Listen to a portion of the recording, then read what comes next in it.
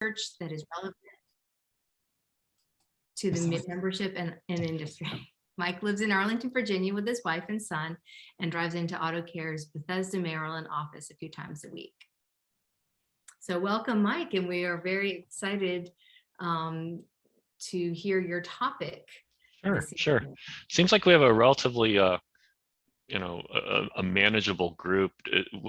It might be helpful for me.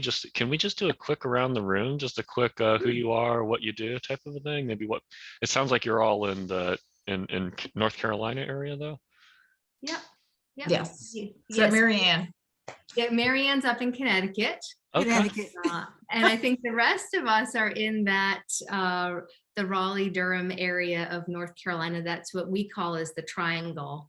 Okay. And this is our Triangle chapter meeting that we are hosting this evening. So that's the core of those involved in this meeting are in this area. Okay, thanks.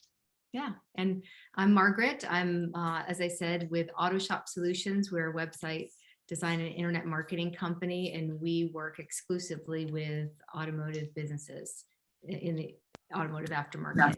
I'm also an active member of Women in Auto Care. Oh, great, so thank you. I've been to many of those conferences where we get presentations on these topics, which I love. Terrific. Maybe Tricia, could I ask for a few words? Oh, sure. I am the executive director of the Automotive Service and Tire Alliance, and I am really grateful to have you here. We really appreciate, our relationship with the Auto Care Association. As a matter of fact, we're going to have a Yang event at the ARC event in the September this year, so we're kind of trying to get a little bit more involved and kind of branching out a little bit. So. Thanks, and I really appreciate your offering to do this for us tonight. Oh, yeah, my pleasure. Thank you. And I'll just call on people since that'll, just hopefully facilitate. Marianne, could I ask you to introduce yourself? Yeah, I'm Marianne Croce, and as Margaret said, I'm from Connecticut. My husband and I have owned a transmission shop. We're about an hour away from New York City since 1999.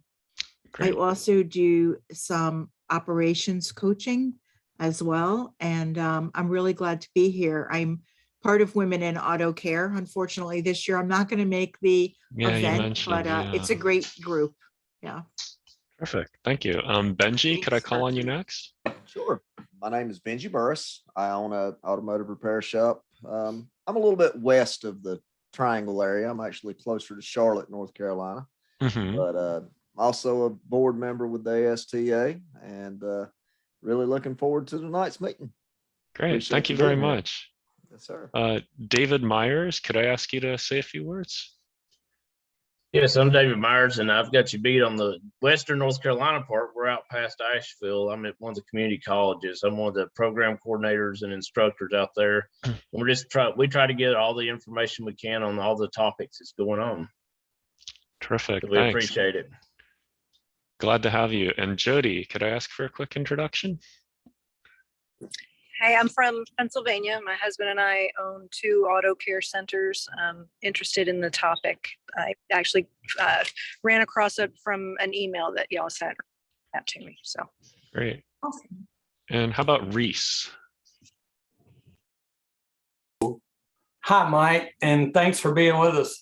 I am Associate Executive Director with the ASTA, Automotive Service and Tire Alliance, and I come from the tire industry side. We're NCTDA merged with the garage owners, and that's what I was doing on the other side until we came together, and now Tricia and I are, teaming up to make a strong association going forward for her to continue to run. I'll be stepping off at the end of, October of next year. Okay. And Grant, could I ask you for a quick introduction, please? Yes, Grant Swaim. I've been around a while. I was a garage owner for 20 years and sold it 25 years ago, but I still have keys to the place and welcome over there. But I was with IGO since the day we opened up. It was independent garage in North Carolina back then. Taught school, community colleges level for 15 years and Retired and now I'm a private trainer. So I designed a online course for the essentials for those that want to go in the industry, but they just don't want to go to school and they're jumping into the deep end of the pool. And I really do a lot of promotion. I go to a lot of car and coffees and anywhere I can to try to work with those that are coming up. And I've several shop owners in the ASTA that use my product actually for onboarding. They'll actually hire somebody that's under trained and they have something that they can, it covers the essentials, the 75 individual lessons. It's not the high-end electrical cars. It's all the things that they need to know so they can start with the C-Tech and quickly get into a B-Tech with some actual training. Great. Thank you, Grant. And I think, Mike, do you mind just to say in a few words? Yeah, my name is Mike Allen. I'm the owner and operator of CarFix. We've got 3 locations in the Raleigh area. I'm also on the board of directors for the Automotive Service and Tire Alliance. I'm excited about tonight's topic. I'm excited about the information you guys bring, as always, top-notch information. So I'm glad that you're here. I appreciate you taking the time. Thank you. Yeah, thanks everybody for taking the time to do introductions. It just helps me to kind of get to know you a little bit better and think about different nuances and points I can bring out in the deck. And so I've been at Auto Care Association for about 2 years now. I was in market research for about 5 years before that, and Auto Care was one of my clients for that time. So I got to work with Auto Care pretty closely on a number of research projects. And I like to just tell people that I have a pretty wide and varied background, but I did not grow up in the automotive industry. And I'll just say now, I'm not like a DIYer. I didn't grow up with a wrench in my hand type of thing. So I just want to lay that out there in the beginning. My background is in engineering and environmental sciences, and got an MBA along the way there and got into corporate marketing and corporate communications. So a lot of my work throughout my career has been devoted to business development support through market research and client satisfaction. So usually this presentation, I think it's designed for about 25, 30 minutes tops, but I guess Margaret and team, what's your, do you have other agenda items after I talk? Because I don't want to, overstay my welcome or anything like that. I think that time length is perfect because we start out the meeting like this, and then we just have a few business items to conclude at the end with next meetings and things like that.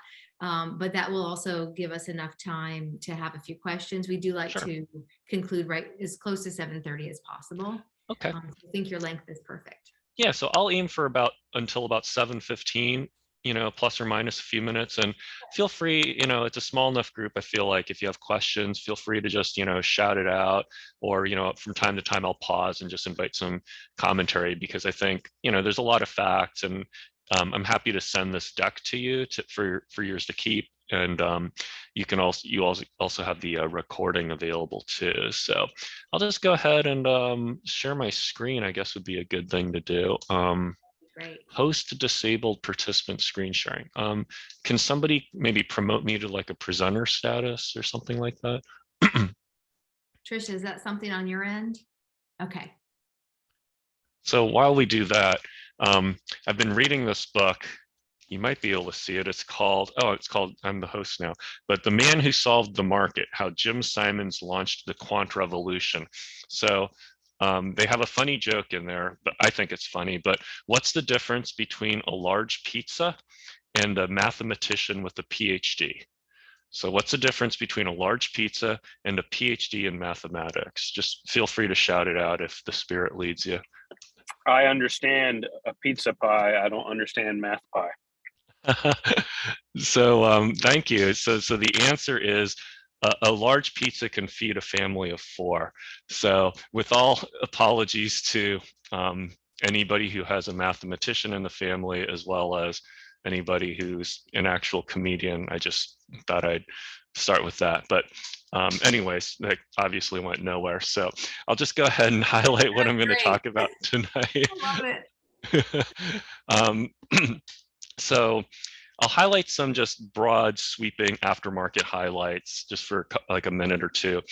And then go into electrification trends and kind of the origins of this study and what you might expect to see in the near future. And in talking with Lorraine at the outset of this, she mentioned replacement rates might be something of interest. So since we have a number of shop owners in the group, I'm sure you'll find that interesting, and I'll be interested in just kind of hearing what you've seen in your shop, how you're planning for quote unquote the future as EVs continue to make their impact in the market. So there are a lot of figures on this slide.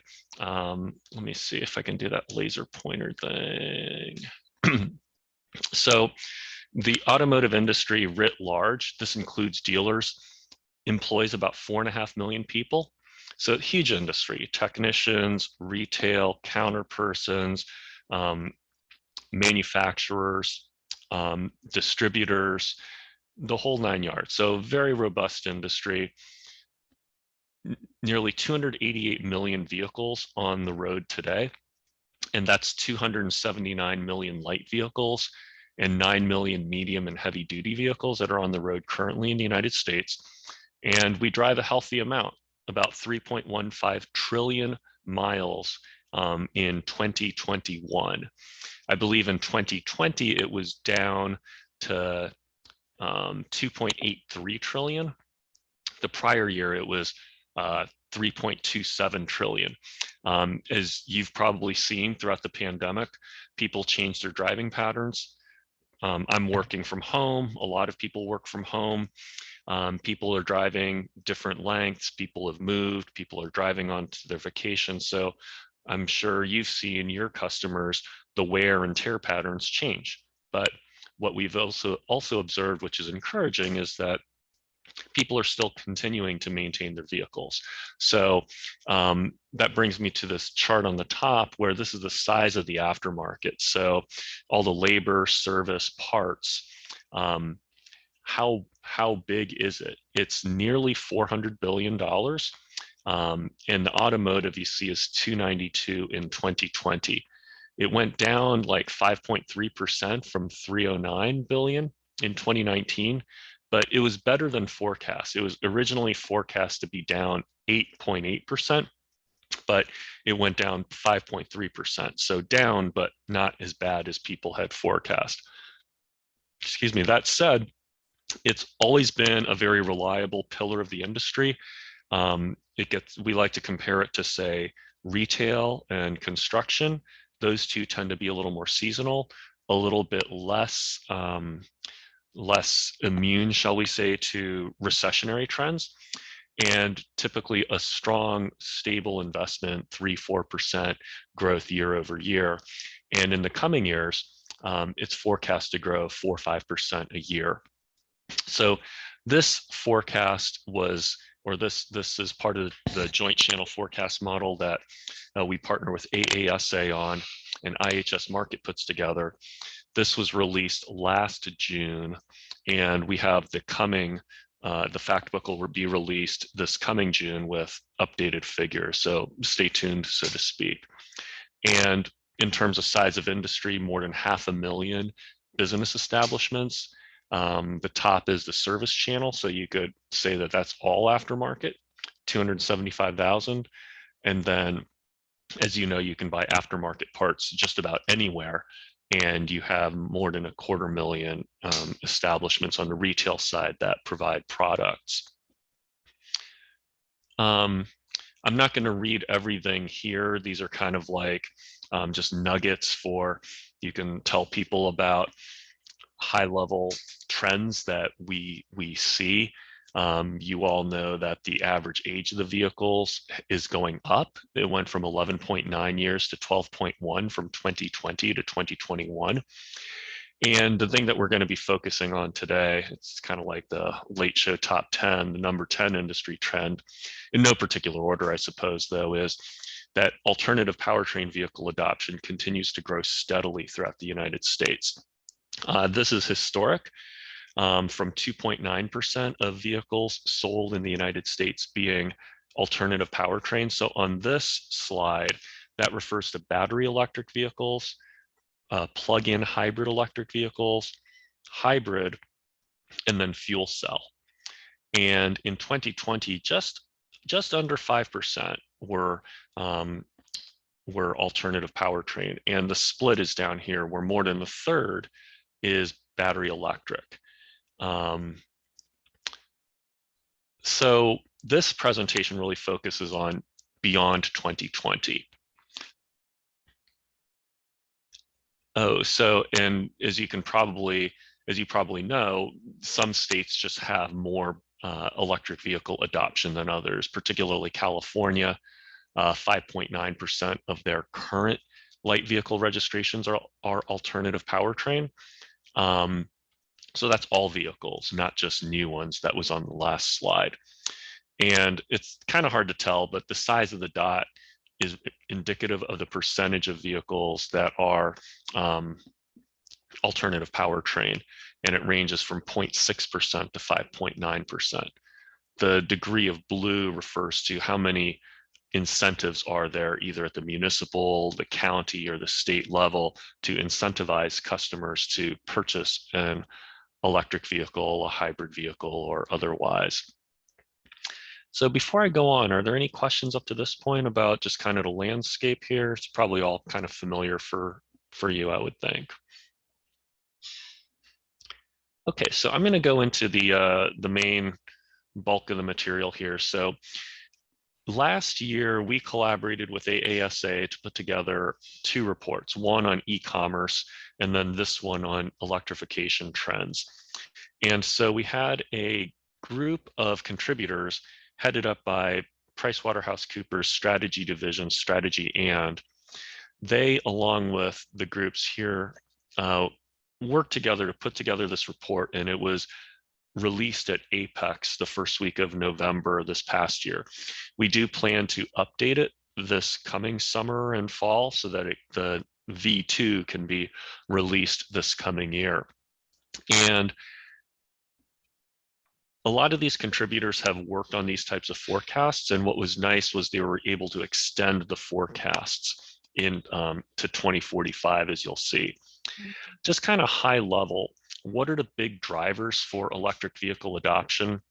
The economics. How much does it cost to own a vehicle? Total cost of ownership. How does it compare to owning an ICE gas-powered car?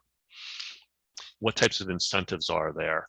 Whether a $7,500 federal tax credit, other incentives to just make it more desirable and to sway a customer of a new vehicle to purchase electric. And then corresponding regulations. You see a lot of things in the news about I think the federal government had a goal of 50% of new vehicles being sold in 2030 being electric vehicles. You see it at different state levels. You see manufacturers going forward with, we will have this many EV models by such and such a date. So you're seeing a lot of bold proclamations from the OE community as well. So that is all under this. The consumer behavior. Are you or your customers willing to go for the electric vehicle? What types of concerns are there? We hear about range anxiety. We hear about total cost of ownership. We hear about charging infrastructure. Am I going to be able to put one in at my home? Am I going to have access to one at work? And then charging infrastructure. What type of facilities are there? How quickly will they be built?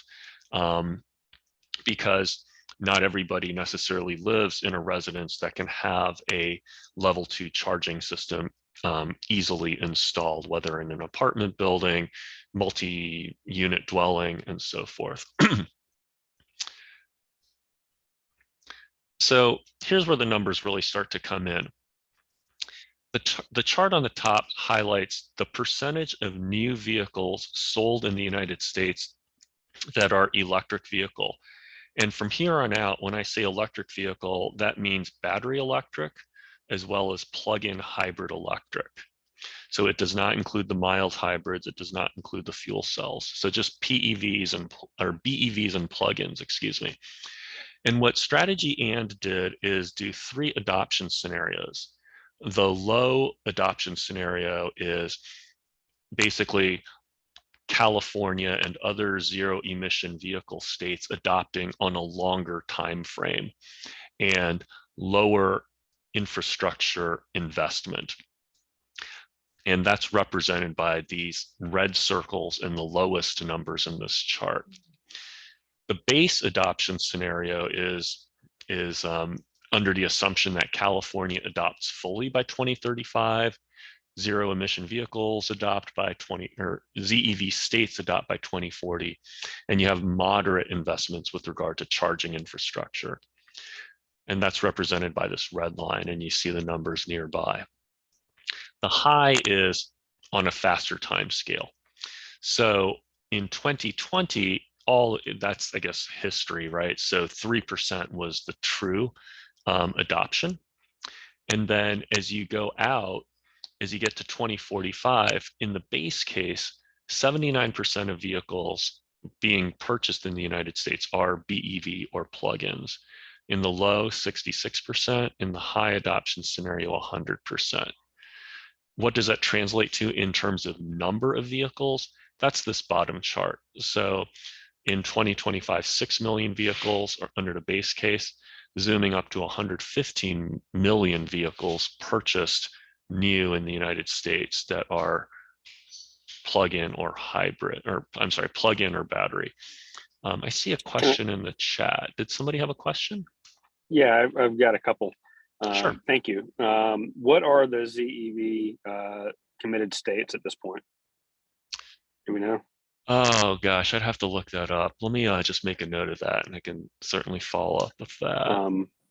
And I shouldn't have asked that. I can Google that easily. Oh, that's okay. I should know it. on the bottom chart here, it's showing, by 2045, 115 million. Mm-hmm. Is that, I would imagine that the projected number of vehicles in the United States fleet will be, 350 million by then. So we're looking at fully a third or more of the fleet on the road electric by then is the assumption. Is that accurate? Yeah, actually, let me fast forward a slide or two here, because that's one of the next topics here. So I'll come back to that other slide, but this is basically what the chart on the right answers that question. So what percentage of the total VIO is an electric vehicle in 2025, 30, up through 45? So the base case is the middle medium blue and is outlined in the green. So you're very much right on par there. So 36% is forecast to be of the VIO to be electric vehicles in 2045 under the base case. Thank you. Now, is it reasonable to expect that the rate of adoption will continue to be widely varied geographically? So if I had a shop, let's say in Oklahoma, middle of the country, in 2045, even if 36% of the fleet is one of these select powertrain types, Mm-hmm. it might still only be 10% where I am in Oklahoma. That's a great point. What I don't have, though, is state by state forecasts. So it's all rolled up nationally. Mm-hmm. But in this chart, I'd have to look up the number for Oklahoma. But yeah, it's probably in the middle somewhere, like in the 2 to 3%. So yeah, I would not expect it to necessarily be like a California kind of setting the standard leader, if you will. So yeah, great point. I'm just trying to think about when, from a service center standpoint, when do you start to really lean on the investment and training and equipment? When will be a viable portion of your customer base car mix to justify the spend? Yeah, that's a great point. And I guess depending on where you're at, each of us may be at, or each service shop owner is at where they are in their career, because I kind of think of the classic Pizza Hut versus Domino's case study. And this is in a nutshell. If you remember Pizza Hut being the big guy on the block in the 1980s, and then you had this young upstart Domino's coming with, 30-minute delivery, and then Pizza Hut was kind of like, it's not going to work. We're not going to invest. We're comfortable where we are. And the executives at Pizza Hut tended to be closer to retirement versus the young whippersnappers over at Domino's who were like in their 30s and early 40s who are like, okay, we want to be industry disruptors. So I can imagine where if you're already closer to retirement, that's one consideration versus, okay, well, I have a few decades to go here. I really want to kind of time my investments and training accordingly. So yeah, it makes perfect sense.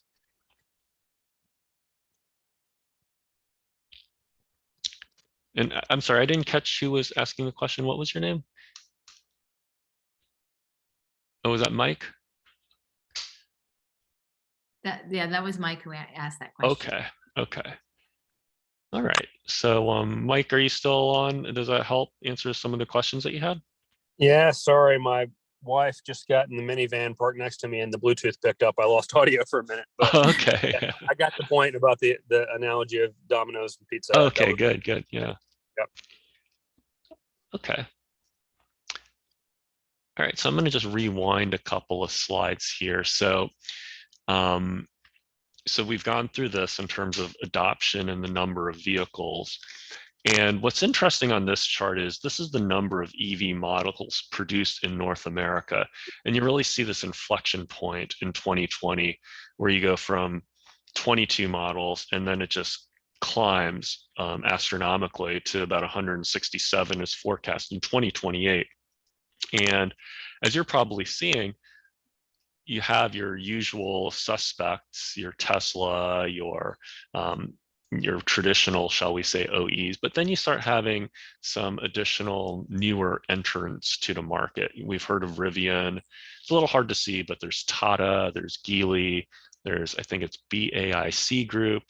I think is Mitsubishi Renault or other companies. So point here, though, is a lot more companies entering the market and potentially from foreign countries as well.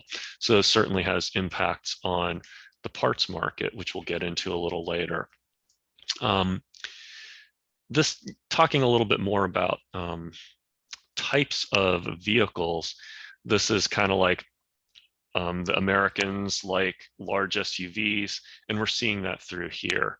So this is projected sales market share by vehicle class in North America, where just a few years ago, the blue is the large SUVs. Those were 17, 19, 23%. And those grow to about a quarter of the population for the forecast through 2028.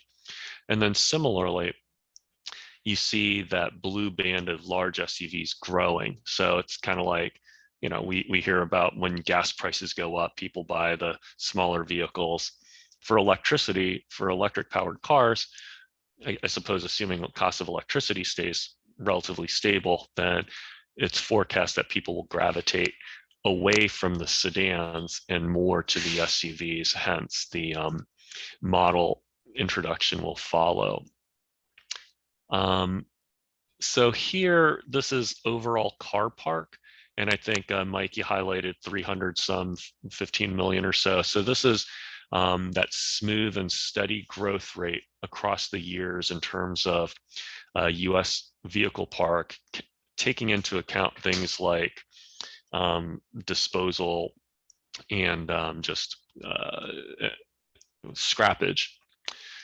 So the other thing on this slide, I highlighted this chart on the right, and it's worth noting under the high adoption case, that's 100% vehicles being sold. In 2045, you still have 48%, 52% of vehicles being non-EV. So it's not like it's a light switch, it's a sudden off, but you do see that gradual adoption and its impact on the overall car park. Just a word about this chart on the left. It's essentially the same chart that we saw a few slides earlier with the red line. It's just in a different format. Okay, so I'm going to talk a little bit about parts now. So earlier I showed the total aftermarket, what Strategy and did was they took the 281 billion for the light vehicle aftermarket. So this is parts, service, labor. And they forecast out through 2045 and came up with a 1.1% compound annual growth rate across that period. Now, 2021, those numbers, the actuals will come out in June when we release the next fact book, but they got it at 317 billion. So let's unpack that 317 billion a little bit. If we take that 317 and disaggregate it, about $108 billion is from parts, 66 billion is from service, 45 from SEMA, and then other aspects of the aftermarket, such as repairs, maintenance, and so forth. So that 108 billion is interesting to look at. And what they do is say, well, how much is that 108 billion going to grow from now to 2045? And they're calculating, they being Strategy and through their modeling efforts and looking at 85 or more specific parts categories, are forecasting about 2% annual year-over-year growth.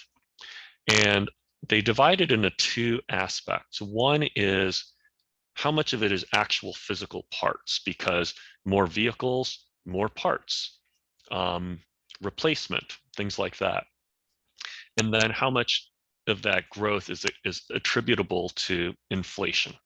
So those are the gray and black boxes respectively from 2021 to 2030, and then from 2030 to 2045. So you see it's about half and half parts inflation, and then about a third parts and 2/3 inflation for that next period.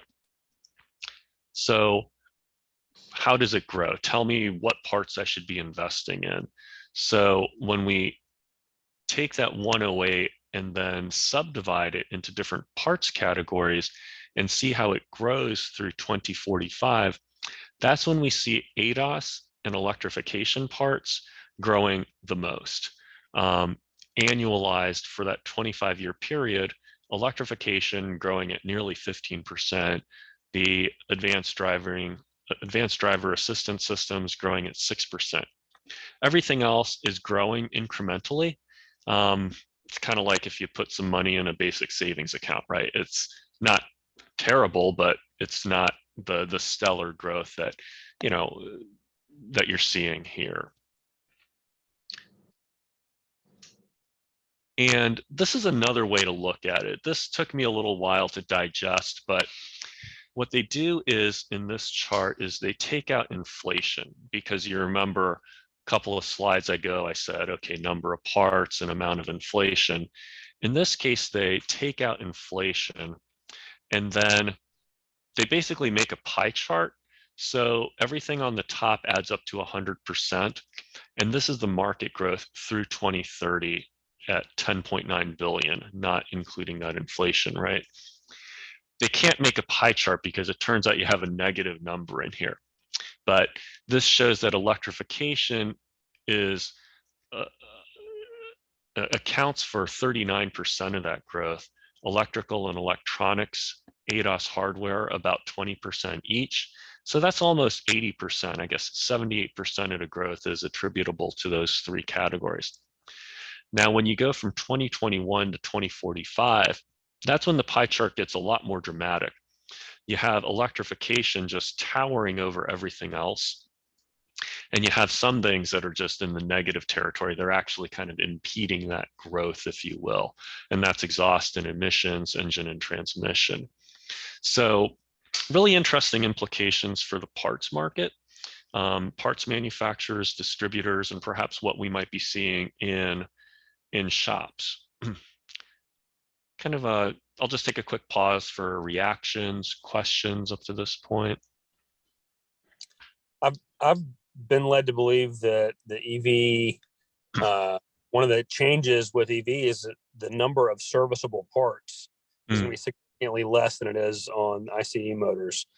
And so I was surprised to see that with, roughly 1% annual growth or whatever that number was in the VOI, that you're predicting that high increase in parts revenue in the industry. Mm. A few parts comparatively speaking. Yeah, you raise up a great point, Mike. In our market intelligence committee, we've talked about things like, well, are carburetors kind of like in the 70s when carburetors started to fade out? What other parts may be at risk here in the coming decades? How does that impact the service market? I'm going to flip down towards the end here because these are replacement rates. This is replacement rates data from Bill Thompson at IMR, excuse me. And he has a survey of like 100,000 vehicle maintainers. Surveys a pool of them every month, finds out about their maintenance patterns, behaviors, where they're getting their car serviced. And when he looks at the total sample, excuse me, of these 20 or so parts, and then breaks it up from EV to hybrid to ICE, I think it'll be interesting to see how some of these things change over the coming years, because kind of like you alluded to, Mike, tires, brakes, but Right. you know, it's not like you have to get an oil change necessarily for your electric vehicle, right? So that could really be very influential, I can imagine, from a service provider standpoint. Be interesting to see how it plays out. Yeah, and I think our president, Bill Hanvey, he talks about the importance of right to repair, the owner, the access issues to all the information within a vehicle. And I think this just kind of highlights, accentuates that, because, you know, these are technology companies now. And what percentage of the service is going to be more software oriented versus physical parts? So certainly auto care is advocating for, we need to be able to have the access to these vehicles. So that's another thing that our advocacy group continues to promote very heavily. So I think I've got maybe a couple of more minutes, and let me just rewind a few slides here. Oh, we're nearly there.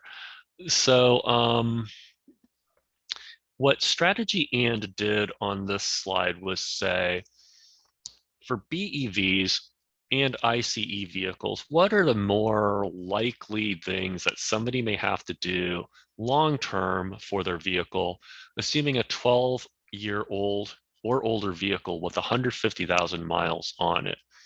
And they highlighted some things like battery maintenance and a battery swap, those two along with electronics failure, motor replacement, engine replacement, transmission replacement. They identified the battery swap as the more likely major ticket item for a BEV, and an engine replacement the more likely scenario for an ICE vehicle. Now, this does not factor in things like electricity, oil changes, tires, things like that. And what they identify as the most likely scenario is a slightly smaller cost per mile for the BEV owner versus the ICE owner. And in terms of what opportunities could there be, I think this will be interesting from a technology development perspective, what companies will be coming into the market to say, we can optimize your range, we can provide different torque protection systems to make your car operate better and more efficiently, state of health reports, cooling protection checks. So a number of things under these broad categories that could be opportunities for service shops to offer to electric vehicle customers. So I think this will be interesting to see how this plays out with regard to the services that providers give to their customers, what new technologies are introduced, who develops them, where are those technologies coming from, are there trade implications there, and then how the customers, you know, react in terms of how do they behave in the marketplace. So so we went through the replacement rates, and yeah, happy to just kind of go into additional discussion, Q&A, and just welcome any thoughts and comments. Yeah, this is great information. I do have a question on the timing, right? Sure. You made a mention that initially they were thinking about 50% of the vehicles to be EV by 2030. I think I had heard that statistic somewhere about 4 or 5 years ago. I had gone to a conference and had seen some numbers. It was kind of the first time that I was really, wow, how many that they were either predicting or hoping. Right. And so how often do you think that you would be doing this level of study? Is it once every 5 years or so? Yeah. Because I think these numbers are going to change dramatically quickly. I think it's slow to get going, but when you listed out the number of manufacturers participating, this right there, I think that I'll just be interesting to see the reality versus the predictions, right? And how often people be able to view those. Will it be an annual? Will it be every 5 years? What are your thoughts on the Yeah, that's a great point. I appreciate you bringing that up, Margaret. So we do intend to have an update to this report again this year. We're hopeful we can do it annually, and you're right, it'll be very interesting to kind of see how much these curves may change over time, and just to kind of say, oh well, how did those predictions hold up? Yeah, because I was extremely skeptical when I heard it, and it isn't quite as high, but I mean, looking at those predictions in that 20% range by 2030, I mean, gosh, 2030 is right around the corner, right? Isn't it? Yeah. It's fast. Yeah, and it's two things I'll point out there is I believe it was the goal of 50% of vehicles in 2030 being electric vehicles, and perhaps that's the ideal state, but what will it take to get there? And it looks like even under a high adoption scenario, this forecast has it at even less than 50%. So perhaps when those goals were set forth, perhaps it was ambitious, and perhaps as we get closer to 2030, perhaps the thinking here is that it could be attainable, almost very close, but a lot needs to happen with regard to investments and these various state level goals being implemented and adhered to. So that's one thing there. I think I covered both of them then. So yeah, it'll be interesting to see where we do land though. So this is great information. I also like how you broke down the services, because the cars will of course still need to be serviced. It's just different than it is now, and that's really what I think everyone on this call is very interested in understanding. Right. How do we, as in the aftermarket and the repair shops, shift the services that we're performing? Right. To meet the needs. And Mike Allen touched on a couple of things like training technicians. It's already, technician shortages have been a topic for a number of years, as I understand, and with a gradually changing environment, that certainly has implications on the labor aspect of the aftermarket. It also brings up, to add to what Mike was saying with the training and stuff, it brings up what advances, what are schools going to be teaching, and when are they going to start introducing, these types of things for, the next generation coming into this. So yeah. Yeah, I think whether apprenticeship programs that Auto Care and other associations can help promote, working with training centers, or helping to develop the curricula that would be current with electric vehicles, as well as, the infrastructure investment, because to be able to do this type of maintenance, you do need to make that investment. So If marketed, the right way, or, correctly, I think there's a way to tap into a whole group of people that may have never considered the industry in the past. sure. Yeah, definitely. I think Marion's right. I think it's an opportunity. We have to see that as opportunity. Yeah, absolutely. Great.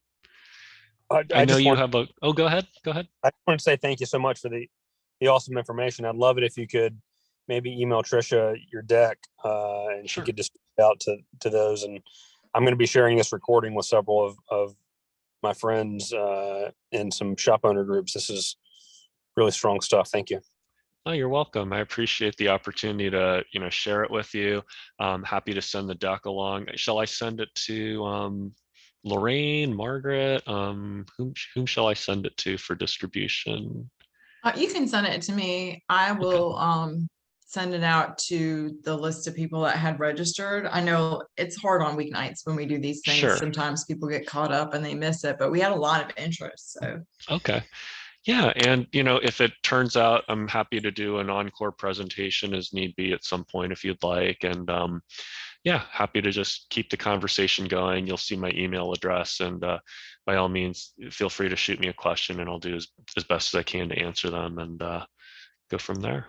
Yeah, this information is so important. It's the future of our industry. And Mike, I really appreciate you sharing that tonight. And I think it's wonderful that you've got the Auto Care Association investing in this type of research and presenting it to our industry, because it's going to help guide us and in the way we grow the businesses. Right. Hey, Did somebody Mike, else I have have a a couple comment? questions. Sure. Maybe in a comment. I'd seen where one of the groups is trying to work on a map of kind of EV coverage. What towns, cities they think are going to be the first to be per se populated with these cars, and the concerns possibly with power grids and infrastructure in those areas as far as the amount of charging stations needed. Have you seen any information on that?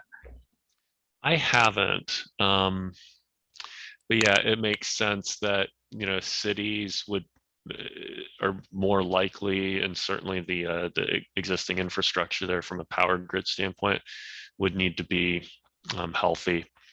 So The reason I was asking if you'd seen anything, I'd sit in on a Clean Cities meeting of about a year or so ago, and that's one of the big topics that they were having at that time. Okay, I'll check that out.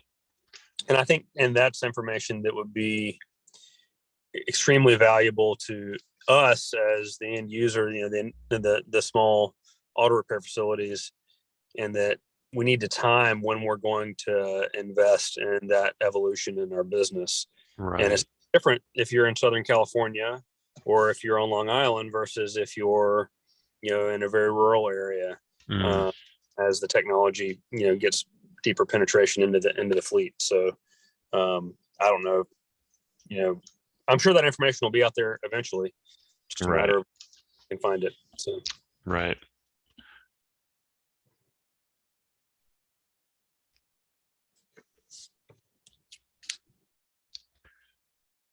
Okay, let's see. So we have Any additional questions? I just wanted to thank Mike. It was well done. Yeah. I appreciate the good words. Thank you. Yeah, Mike, thank you so much for putting all this together and sharing and visiting with us tonight. I know I learned a lot, and I'm sure everyone on the call did as well. And yeah, to reiterate what Mike Allen said, yes, looking forward to sharing this with beyond this group and getting that slide deck, because that's some great information. Terrific. All right, well, I'll sign off here. Please feel free to stay in touch. It's really a pleasure to meet you all, and I hope you have a terrific evening. Thank you. Thank you so much. And you're welcome. I have a few last words for our meeting to conclude, to let everyone know that next month in April, we are going to be meeting at the Linwood Brewing Concern. And that will be an in-person social. It will be sponsored by the Powertrain, the Go Powertrain, and there will be food from Wilson's Eatery there. So look It's for, stumbling distance from Carfix. So, Oh. you know, want a tour of a really, really dirty, ill-equipped, not well-maintained shop, I'm happy to walk you up the street. is that an invitation? That wasn't really a really enticing invitation, Mike. And I'm gonna miss that, Do you Mike. want us to because I'm come in or not? Connecticut. It's like a capsule back to the 70s. I mean, when I walk in, I literally just dunk my hand in some grease and put a rag in my back pocket and eat a sandwich with the greasy hand. See, All the bad stereotypes, that's how we roll. we need to come see you. That's what I think you just said. I think we'll just do a secret shopper on you, Mike. Oh, God help us all.